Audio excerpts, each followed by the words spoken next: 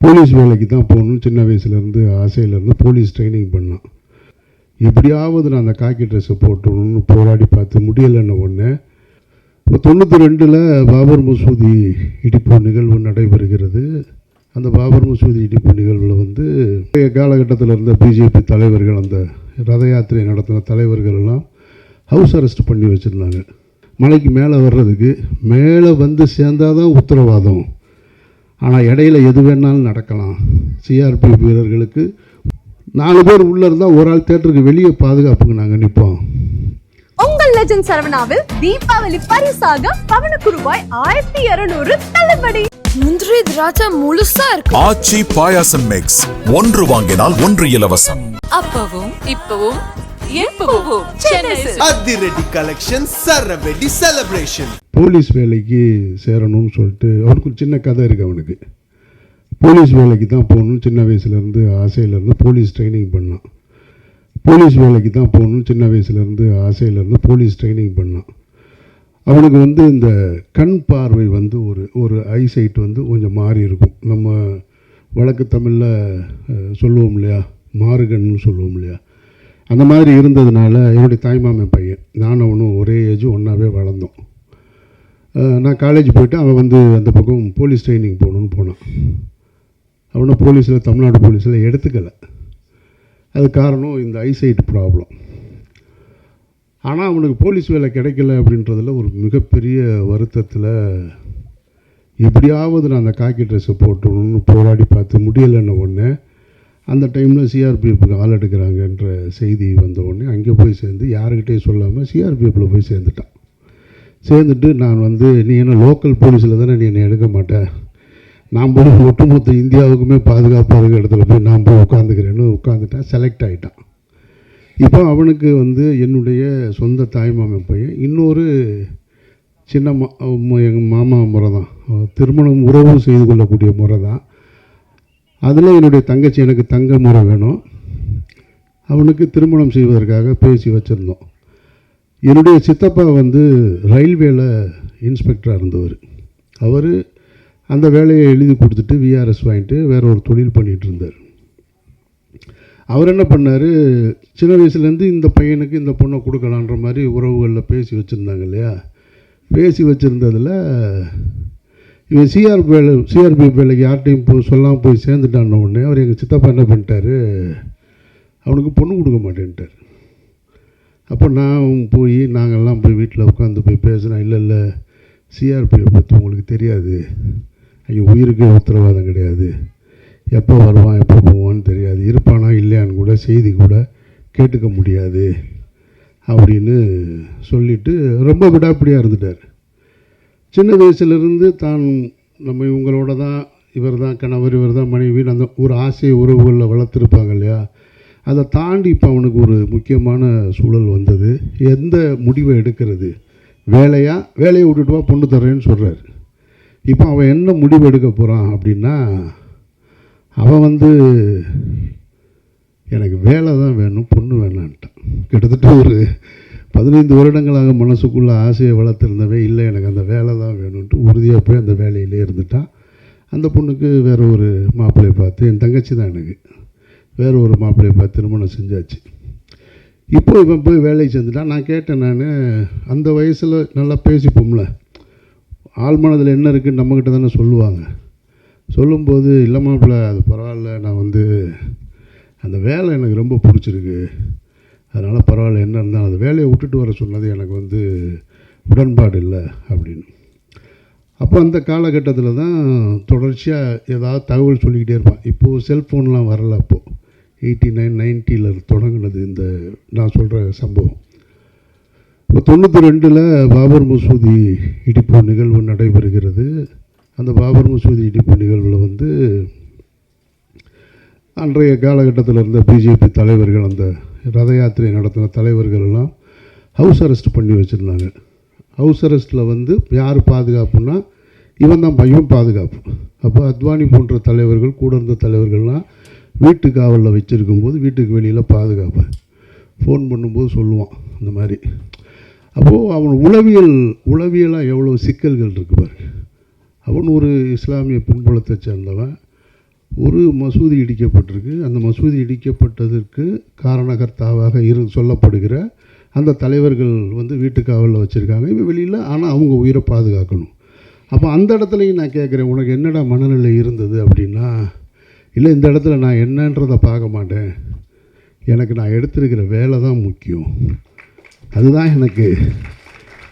அதாவது அவங்க கையில் வந்து அவங்க என்ன நிகழ்வுகளை வேணாலும் செஞ்சுருக்க முடியும். ஆனால் அவ்வளோ பெரிய ஆயுதத்தை கையில் வச்சுக்கிட்டு அவங்க தன்னுடைய எடுத்துக்கிட்ட வேலைக்கு, அந்த வேலைக்கு சேரும்போது எடுத்துக்கிட்ட உறுதிமொழிக்கு உண்மையாக கடைசி வரைக்கும் இருக்கிறதுன்றதுல அந்த உறுதியை நான் அந்த இடத்துல பார்க்க முடிஞ்சது.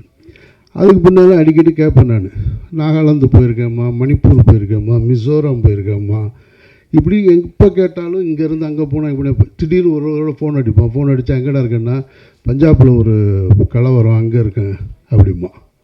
எனக்கு ஆச்சரியமாக இருக்கும். மொழி வேறு மொழிகளை கற்றுக்கிட்டான்.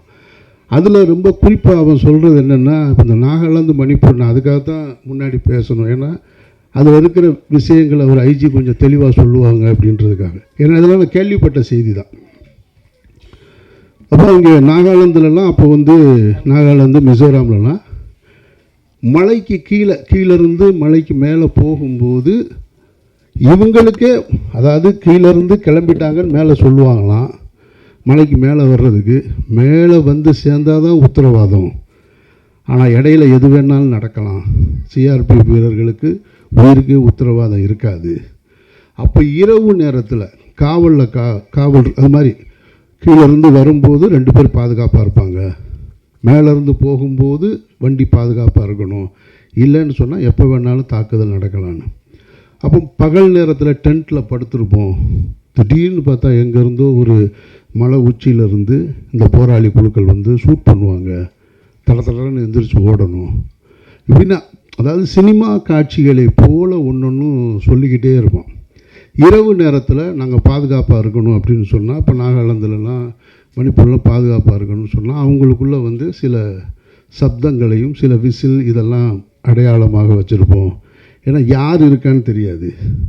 ஒரு காவலருக்கும் இன்னொரு காவலருக்கும் தூரம் இருக்கும் பாதுகாப்பில்.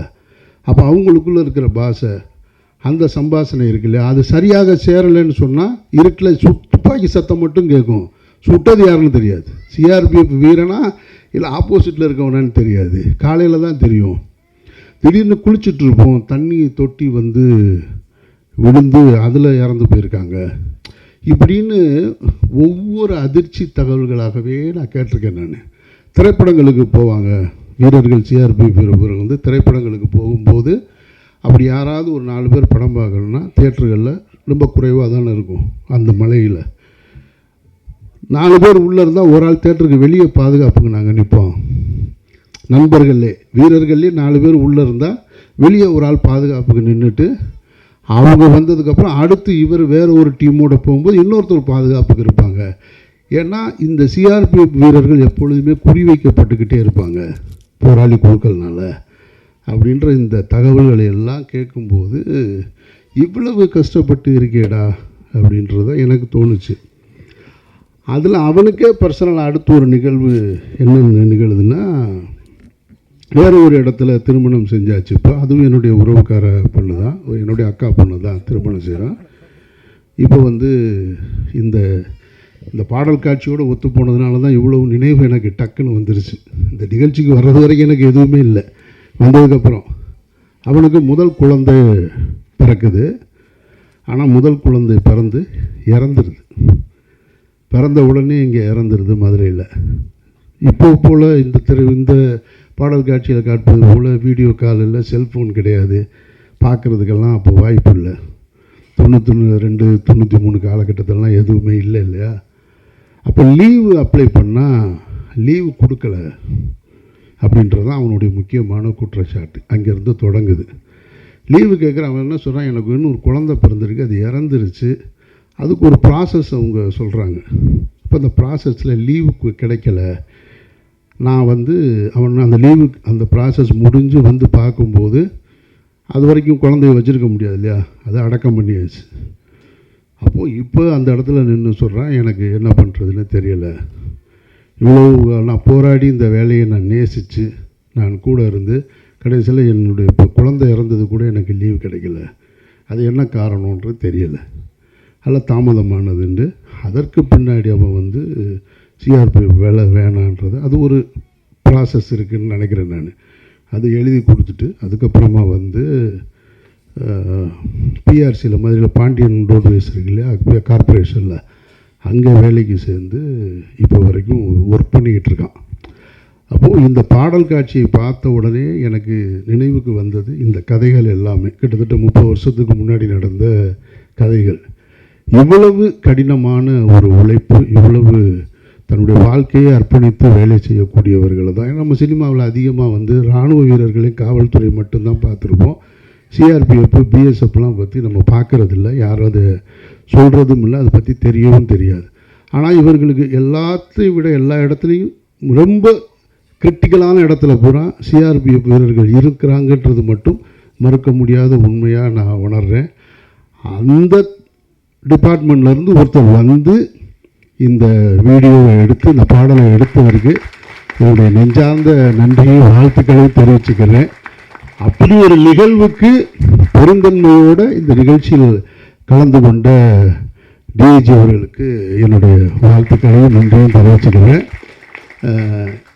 இப்போது நான் இந்த துறையை பற்றி எனக்கு தெரிந்த விஷயங்களை சொன்னேன். இதில் இருக்கிற முழுமையான விஷயங்களை, ஏன்னா இதை வெறும் இசை வெளியீட்டு விழாவை கடந்து போயிடாமல், ஒரு ஆல்பம் ரிலீஸாக கடந்து போயிடாமல் இதன் மூலமாக சமூகத்துக்கு என்ன நன்மை ஏற்பட போகிறது, அல்ல இந்த துறை எவ்வளோ கஷ்டப்பட்டு நம்மளை பாதுகாக்கிறாங்க. ஏன்னா நமக்கு அதெல்லாம் தெரியாது. நம்ம வேறு ஒன்று வச்சுருப்போம். இந்த நாடு பல்வேறு மக்கள்களால் இயங்கிக்கிட்டு இருக்கு. நமக்கு ரொம்ப பரிச்சயமானது இப்போ கையில் இருக்கிற செல்ஃபோனு, யூடியூப்பு, நம்ம கண்ணுக்கு முன்னாடி நடக்கிற அரசியல், டெய்லி நடக்கிற டிபேட்டு, இதுக்குள்ளேயே நம்ம வாழ்க்கை முடிஞ்சிருது. இதை தாண்டி ஒன்று இருக்குது. நம்ம இந்த இடத்துல உட்காந்து நிம்மதியாக பேசிக்கிட்டு இருக்கோம்னா யாரோ அங்கே தங்கள் உயிரை கொடுத்து பாதுகாக்கிறனால தான் நம்ம இங்கே உட்காந்துருப்போம். அது வெளியே நிற்கிற காவல்துறையாக இருக்கலாம், அல்லது எல்லை பாதுகாப்பு படையாக இருக்கலாம், யாரோவாக இருக்கலாம். ஆனால் அதுக்கு நம்ம முக்கியத்துவம் கொடுக்கறதில்ல. இந்த நிகழ்ச்சியை அதுக்கு பயன்படுத்தணுன்றது எனக்கு தோணுது. அதை நான் பயன்படுத்திக்கிட்டு மரியாதைக்குரிய அருண்குமார் டிஐஜி அவர்கள் இதற்கு சரியான பதில் தந்து அது சரியான முறையில் இந்த செய்தியை கொண்டு போய் உங்கள் மூலமாக மக்களிடம் சேர்க்கணும்னு சொல்லி நான் வேண்டி விரும்பி கேட்டுக்கொள்கிறேன். நன்றி. உங்கள் லெஜண்ட் சரவணாவில் தீபாவளி பரிசாக பவனுக்கு ரூபாய் 1200 தள்ளுபடி. முந்திரி திராட்சை முழுசா இருக்கு. ஆச்சி பாயாசம் மிக்ஸ், ஒன்று வாங்கினால் ஒன்று இலவசம். அப்பவும் இப்பவும் எப்பவும் சென்னை அதிரடி கலெக்ஷன் சரவெடி செலிப்ரேஷன்.